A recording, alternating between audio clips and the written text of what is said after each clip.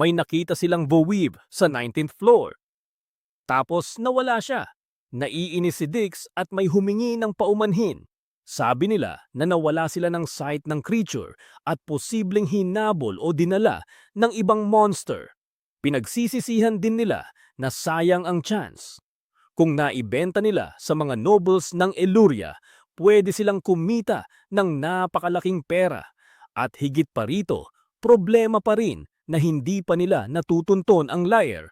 Siguradong nasa Colossal Tree Labyrinth ang mga monster, pero hindi pa nila nahahanap ang eksaktong lokasyon. Ito ang inciting incident. Isang rare voivre ang nawala at kasabay nito ang nawalang pagkakataon para sa pera at para matuklasan, maunawaan ang pinanggagalingan niya. May nagpunta kay Ikilos para humingi ng tulong. Tinanong kung pwede niyang alamin kung buhay pa ang voivre o may nagtatagong nilalang. Tinukoy ng humihingi na baka may tao sa lower world na nagtatago nito kaya humiling ng divine aid. Sagot ni Ikilos, medyo smug, binastos niya muna ang estilo ng paghingi. Tinawag siyang cocky little brat at sinabi na ang mga Diyos ay nakikita ang mga kasinungalingan ng mortal. Pero nagbiro rin siya, nagreklamo na what a pain at nagpaalam na hindi siya interesado sa pagkabagot, kaya pumayag siyang tumulong. Sa huli, sinabihan pa niya si Dix na gawin siyang tumawa rito. Malinaw na tinatanggap niya ang inquiry hindi dahil sa seryosong misyon kundi dahil naiintriga at naaaliw sa sitwasyon. Plano, pumasok ng secret sa dungeon. Sa 19th floor, yung lugar kung saan nahanap si Winnie. Objective nito, mag-gather ng informasyon tungkol kay Winnie. At sa paligid na iyon, dahil limitado lang ang malalaman namin sa ibabaw. Kinonsulta muna sila kina Hephaistos at Tak. Pero nagkasundo na hindi dapat mag-ikot ng walang plano sa guild o magusisa ng basta-basta. Dahil delikado, instructions were clear. Go as secretly as possible. At kung mahuhuli, mapapahamak ang standing ng pamilya at hindi rin alam kung ano ang mangyayari kay Wiene. Operational setup. 2 tao ang mananatili para bantayan ang home habang 3 ang papasok sa 19th floor. Pwedeng tumagal ng higit sa 1 araw at hindi pwedeng tumawag ng kahit sino para tumulong. Sa town scene, nag-aayos muna ang grupo kung sino ang sasama bilang escort papuntang Livira. Kinausap nila si Ryu, pero unang nag-decline siya kasi may duties siya sa restaurant at may kailangan tapusin na quest sa araw na yon. Biglang mag-offer si Ancianera, isang Amazon, na sasama. Sabi niya, okay lang, pabalik lang naman sa Livira at interesado siyang makasama sa dungeon minsan. May biro-biro pa tungkol sa high price niya. Nagkaroon ng konting tsismisan at pagtatalo. May nagbabantay na tono tungkol sa pagprotekta kay Cranel San, kaya sumingit si Sir at sinabi na kukuha siya ng half-day off para samahan at bantayan si Belle at hiniling din niyang ipaalam kay Mama Mia.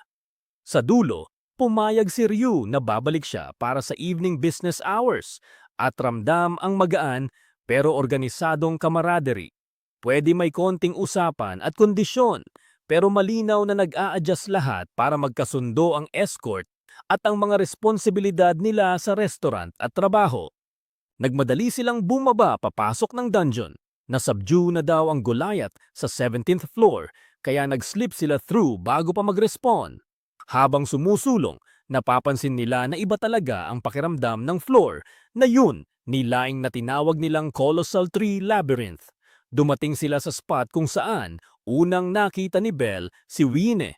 Tumigil sila at sinabing, "This is where I found Wiene." Pero wala namang bakas maliban sa katahimikan.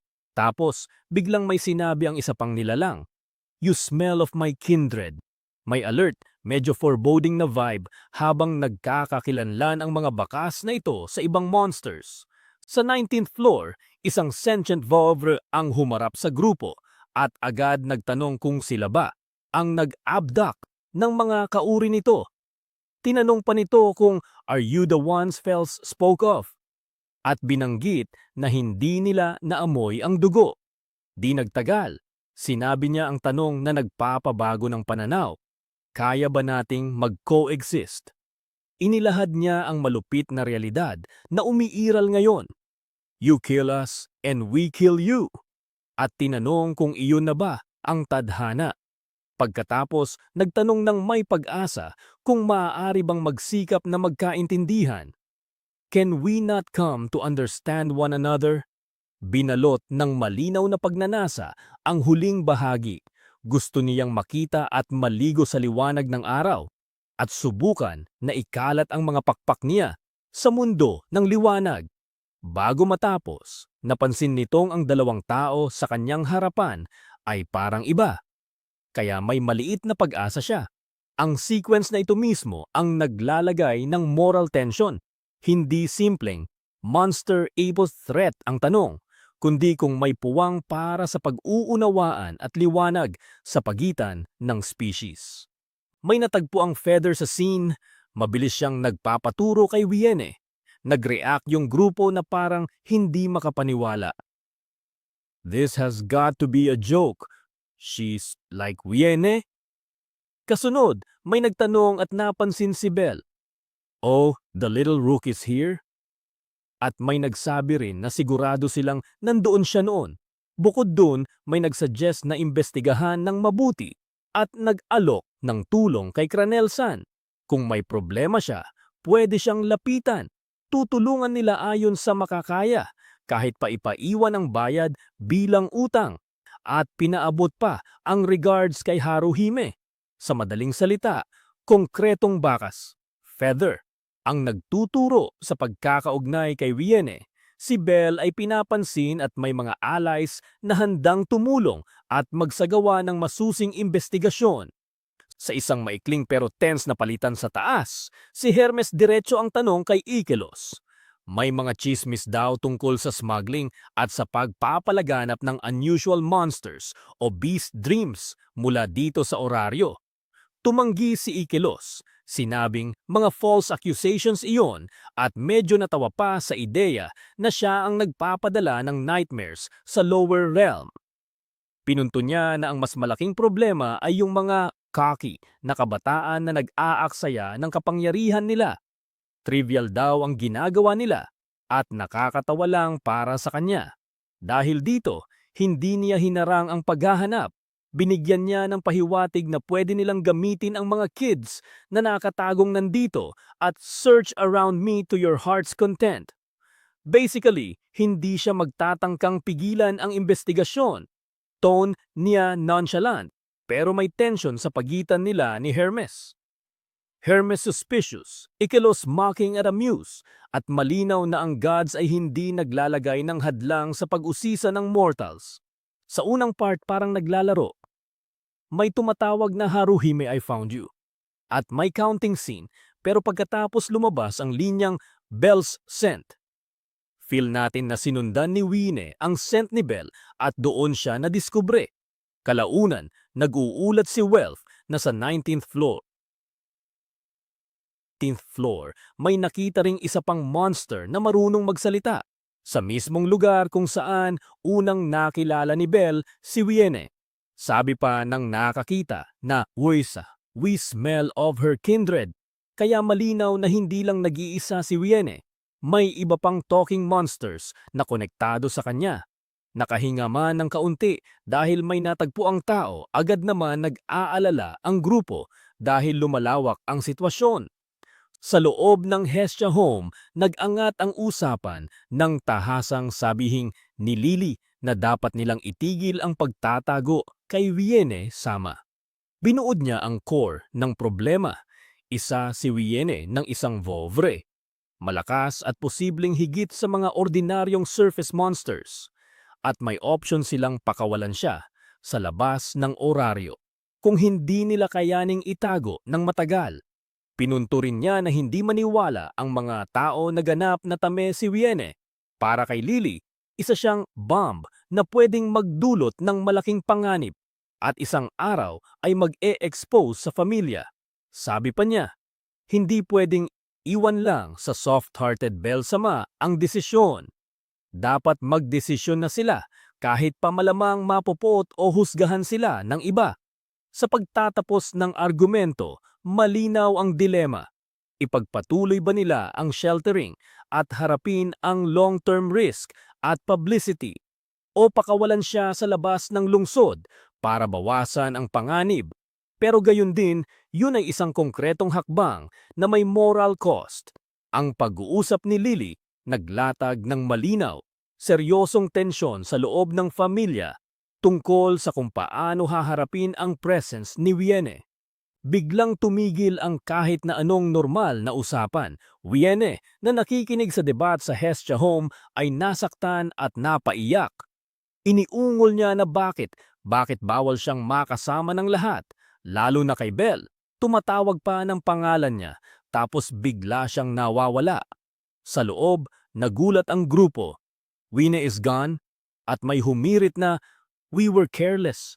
We never thought she might be listening." Agad nag-react ang pamilya. Welfkun at iba ay nag-split up na para hanapin si Wiene. May nagsabi rin, "I'm going too." Habang ang huling pakiusap ay, "Please be safe, Wiene-kun." Ito ang emotional turning point. Betrayal at panic na nagpasimula ng mabilis na search effort. Dumating si Wiene sa gitna ng bayan at nagkaroon agad ng malaking gulo. Mga residente sumisigaw, tinutukoy siya bilang monster. May nagsabing parang harpy o siren at hinihimok na bumalik sa dungeon. Sa gitna ng panic may narinig tayong mga sigaw tulad ng "Get out of here" at "How can it be in town?"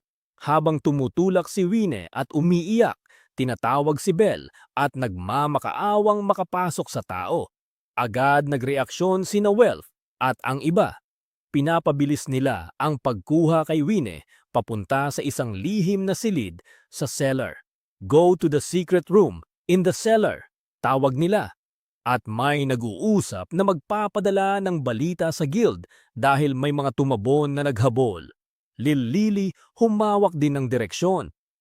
"Yes, let's go." At sabay-sabay silang pumunta papunta sa aming home para itago siya. Sa huling bahagi, halata na humahabol si Wiene at nauulit ang paghingi niya ng tulong kay Belle at tinatanong niya kung malibang manatili siya kasama ni Belle na nag-iwan ng tense at hindi palinaw na sitwasyon habang tinatakpan sila ng pamilya sa cellar.